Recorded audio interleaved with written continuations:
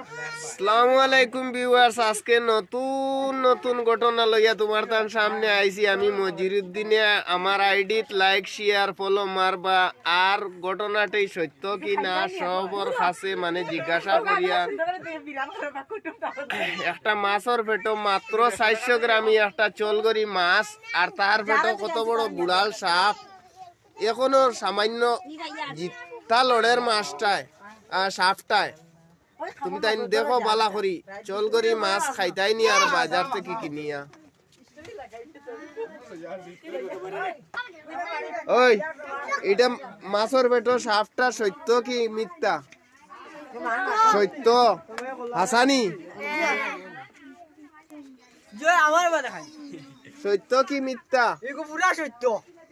আমি ও দৌড়ি দৌড়ি আইছি ভাই, হেরান হয়ে গেছি কথা। ও মাছটা খাওয়া মানে নি আর না জি না জি না, এটা আর মানছো না, এটা আর মানছো না, এটা মানতো না। এটা খাইতে হইলে মদ মদ লাগবে।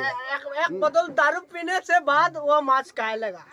হ্যাঁ ঠিক আছে, ঠিক আছে। মানে এটা বাংলা হিন্দি দেও।